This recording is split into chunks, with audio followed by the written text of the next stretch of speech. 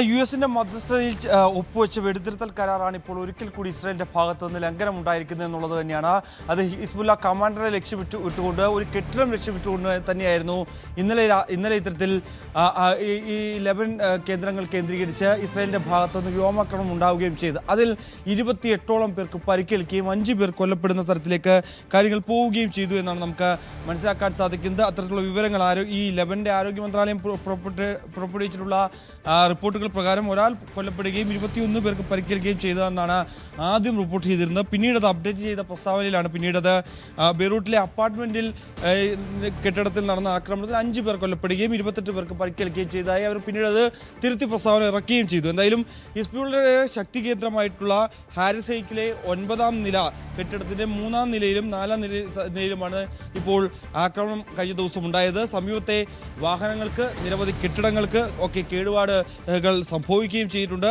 അതായത് 3 മിസൈലുകളാണ് ഈ കെട്ടിടത്തിലേക്ക് പൊടുന്നനെ പതിച്ചതെന്നാണ് ദൃക്സാക്ഷികളും ഒപ്പം തന്നെ സമീപവാസികളും ഒക്കെ പറയുന്നത്. ഇതിനു മുമ്പ് ഈ മേഖലയിൽ ആക്രമണം ഉണ്ടായിരുന്നില്ല എന്നുള്ളതാണ് ഏറ്റവും പ്രധാനപ്പെട്ട കാര്യം. അതായത് ഹെയ്രോത്ത് മേഖലയിൽ പലയിടങ്ങളിലും വ്യാപകമായ ആക്രമണം ഇതിനു മുമ്പൊക്കെ ഉണ്ടായിരുന്നു. പക്ഷേ ഈ ഭാഗങ്ങളിൽ പ്രത്യേകിച്ച് ഇവരുടെ സുരക്ഷാ ഏജൻസിയുടെയും ഒപ്പം തന്നെ സൈനിക ആളുകളുടെയും ഒക്കെ താവളം കൂടിയാണ് ഈ ഹെയ്രോത്ത് മേഖല എന്നുള്ളതാണ്. അവിടേക്ക് കടന്നൊരാക്രമണം ഇതുവരെയും ഇസ്രായേലിന്റെ ഭാഗത്തുനിന്ന് രൂക്ഷമായി ഉണ്ടായിരുന്നില്ല എന്നുള്ളതാണ് ഏറ്റവും പ്രധാനപ്പെട്ട കാര്യം. ഇപ്പോൾ അവിടേക്ക് കൂടി ആക്രമണം നടത്തിയിരിക്കുന്നു എന്നുള്ളതാണ് ഇപ്പോൾ നമുക്ക് മനസ്സിലാക്കാൻ സാധിക്കുന്നത്. എന്തായാലും ഇസ്രായേൽ പ്രധാനമന്ത്രി ബെഞ്ചമിൻ നെതന്യാഹുവിൻ്റെ ഓഫീസ് ഈ ഒരു ഓപ്പറേഷൻ പൂർണ്ണമായും ലക്ഷ്യം കാണാൻ സാധിച്ചു എന്ന രീതിയിലുള്ള ചില അറിയിപ്പുകൾ പുറത്തിറക്കുന്നുണ്ട്. ഹിസ്ബുള്ളയുടെ പുനർനിർമ്മാണത്തിനും ഒപ്പം തന്നെ ആയുധ ശേഖരത്തിനും മേൽനോട്ടം വഹിക്കുന്ന ഒരു ഉന്നത ഉദ്യോഗസ്ഥനെ തങ്ങൾ അല്പസമയത്തിന് മുമ്പ് വധിച്ചു.